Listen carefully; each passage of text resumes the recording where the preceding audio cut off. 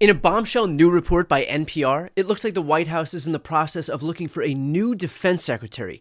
The development comes after Pete Hegseth, the current defense secretary, was discovered this past weekend to have been involved in yet another signal chat scandal, with the New York Times reporting some of those people said that the information Mr. Hegseth shared on the signal chat included the flight schedules for the FA-18 Hornets targeting the Houthis in Yemen, essentially the same attack plans that he shared on a separate signal chat the same day that mistakenly included the editor of The Atlantic.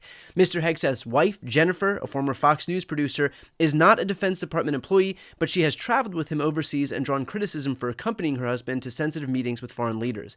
Mr. Hegseth's brother, Phil, and Tim Parlatore, who continues to serve as his personal lawyer, both have jobs in the Pentagon, but it is not clear why either would need to know about upcoming military strikes aimed at the Houthis in Yemen. Now, you'll remember all of the focus surrounding the fact that Pete Hegseth was involved in a separate group chat scandal with people who also didn't have a need to know about imminent war plans.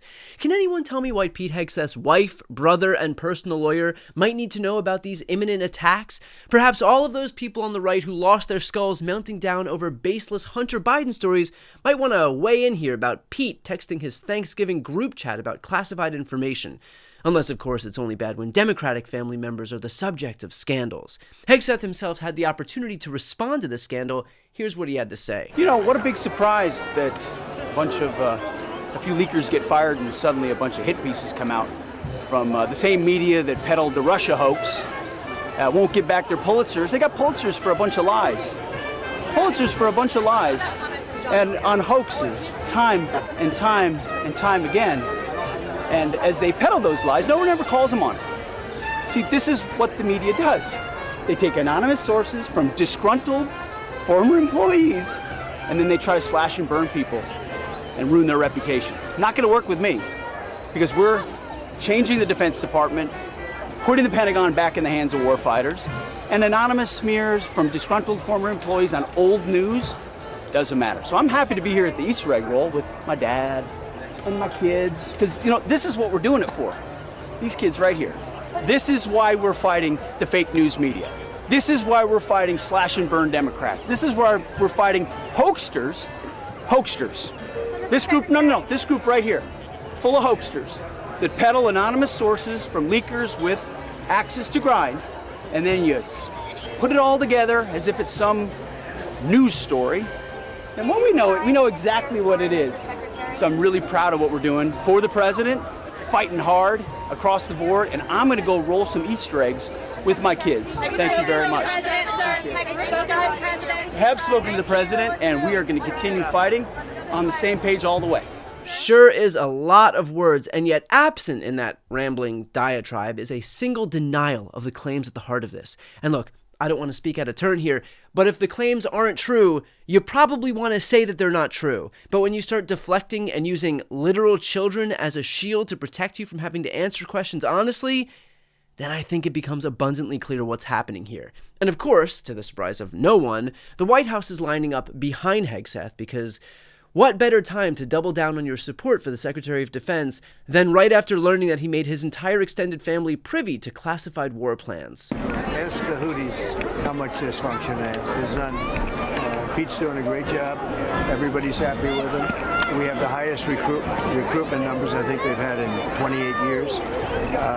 No, he's doing a great job. It's just fake news. They just bring up stories. I guess it sounds like disgruntled employees. You know, he was put there to get rid of a lot of bad people, and that's what he's doing. So you don't always have friends when you do that. The president stands strongly behind Secretary Hegseth, who is doing a phenomenal job leading the Pentagon.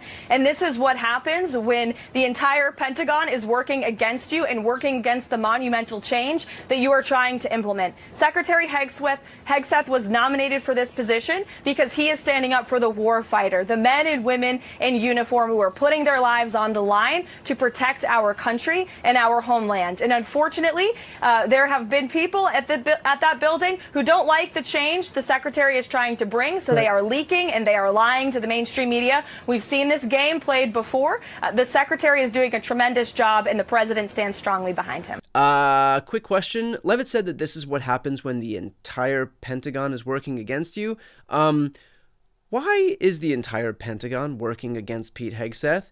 I guess there are two options here. Either the entire U.S. military is corrupt and Hegseth is the only virtuous figure here, or Hegseth is corrupt and the entire U.S. military knows it. Take all the time you need with that one.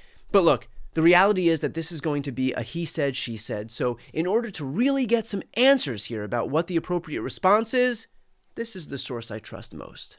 Apparently, the standard operating procedure inside the Clinton Secretary of State office was to send emails that couldn't otherwise be printed to the maid to print them out of a secure area or from a secure area and then hand them off.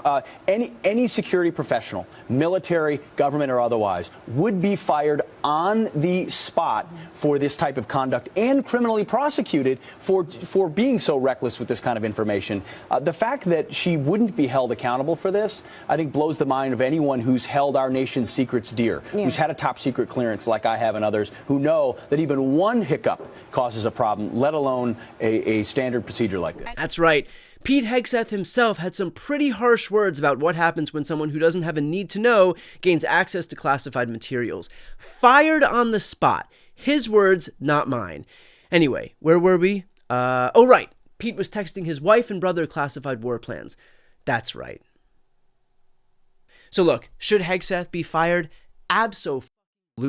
This guy whines about DEI all day long and yet is an unqualified TV host who only got his job because he said nice things about Donald Trump on air, who in fewer than 2 months managed to get himself embroiled in multiple scandals and has reportedly drawn the ire of the, quote, entire Pentagon.